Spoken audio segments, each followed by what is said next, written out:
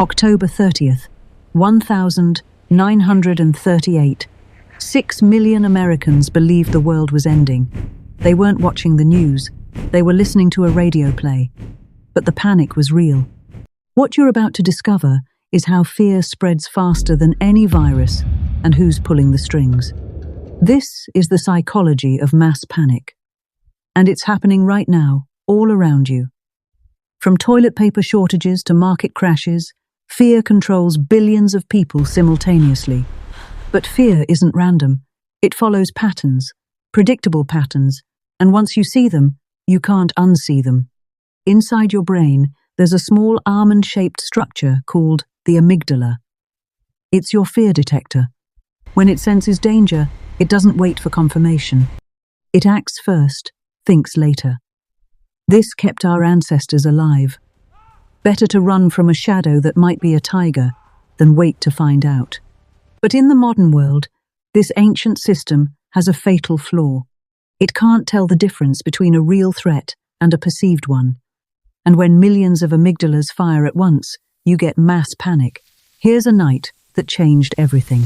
October 30th, 1938.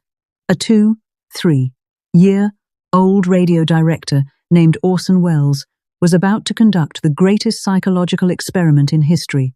Families across America tuned in to their favorite station, expecting entertainment. What they got was a realistic news broadcast. Meteorites landing in New Jersey, reporters describing military responses, scientists analyzing alien technology. It sounded completely real. Within minutes, thousands fled their homes. Some wrapped their faces in wet towels against poison gas. Hospitals filled with people suffering from shock and hysteria. Phone lines jammed. In Newark, families loaded their cars and drove into the night, abandoning everything. Here's what's important. They heard the same disclaimers everyone else did. The program announced 4 times it was fiction, but their brains didn't register it. Why? Because once the amygdala takes over, the thinking part of your brain shuts down. By morning, the panic ended, but the question remained, how did this happen? Psychologists studied the incident for decades. What they discovered was terrifying. Mass panic requires 3 ingredients. Remove any one, and it doesn't spread. First, uncertainty. People must be unsure about what's happening. In 1938, America was already anxious. The Depression, rumors of war in Europe. The ground was fertile for fear. People were primed to believe the worst. Second ingredient, a trusted source. The information must seem credible. Orson Welles broadcast on CBS, one of America's most trusted networks.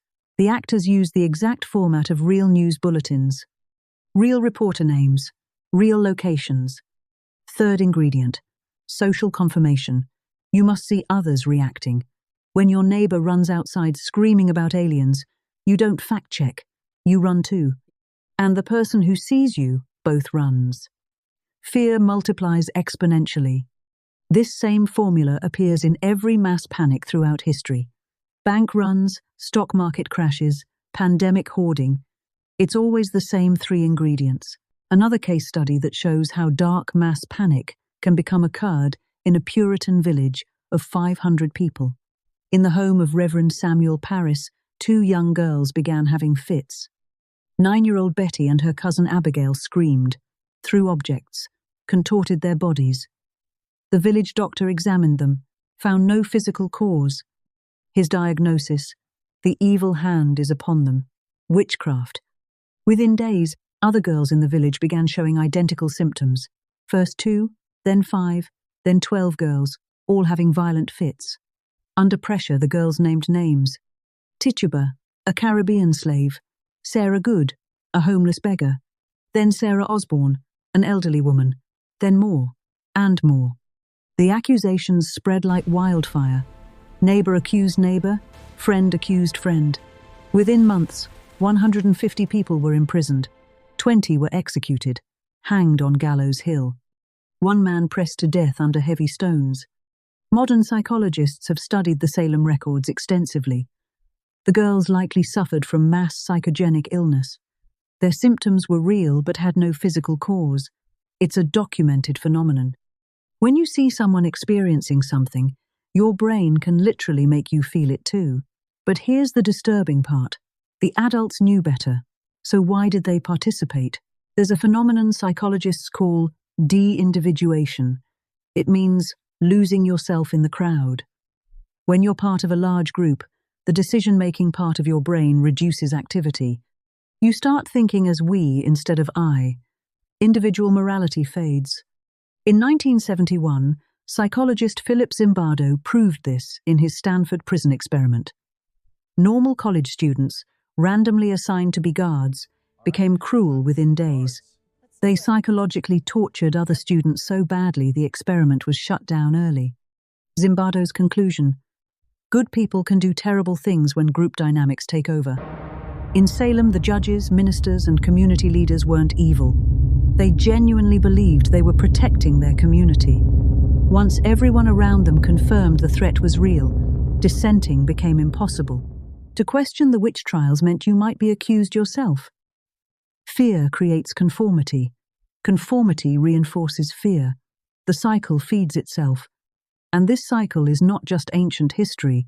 Today, the mechanisms of mass panic have evolved, and they're more powerful than ever. Social media algorithms are designed to maximize engagement. What creates engagement? Emotional content. And nothing triggers emotion like fear. MIT researchers studied Twitter. False information spreads 6 times faster than truth. Why? Because scary stories are shared more, clicked more, remembered more. Your brain literally can't tell the difference between a real threat and one on your screen. The cortisol spike is identical. The amygdala activation? The same. In March 2020, the world watched a virus spread, but something else spread faster. Panic buying emptied stores worldwide in 48 hours. Toilet paper, bottled water, canned goods. Not because of real scarcity, but because everyone saw everyone else panic buying.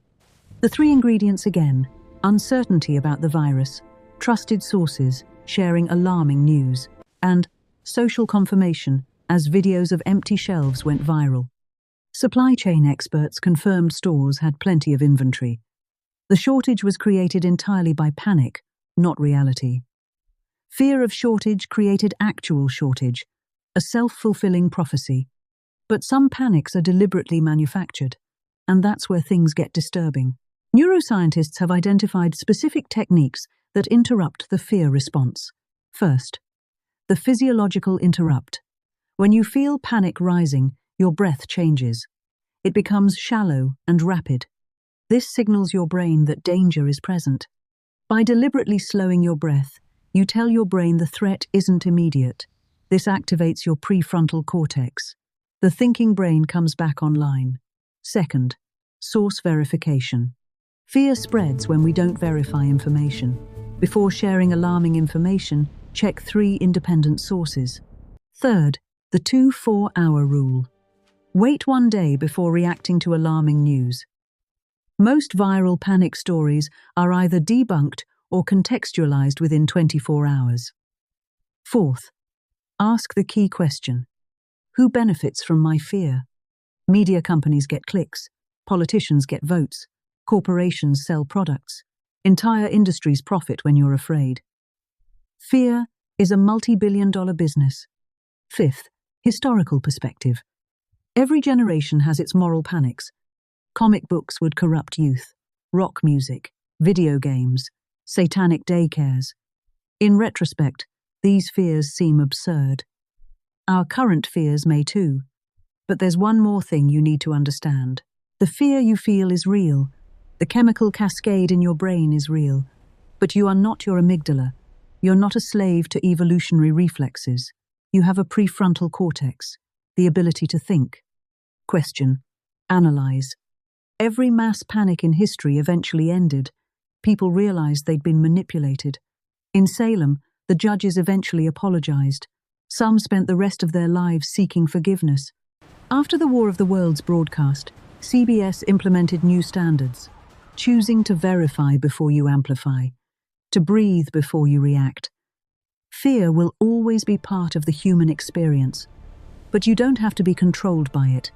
The fear that controls the world can only control you if you let it.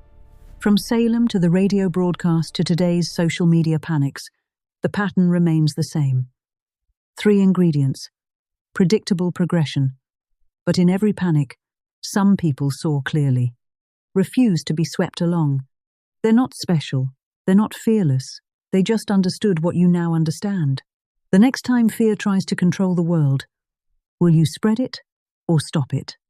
If this documentary changed how you see fear, share it with someone who needs to hear it, not from panic, but from understanding.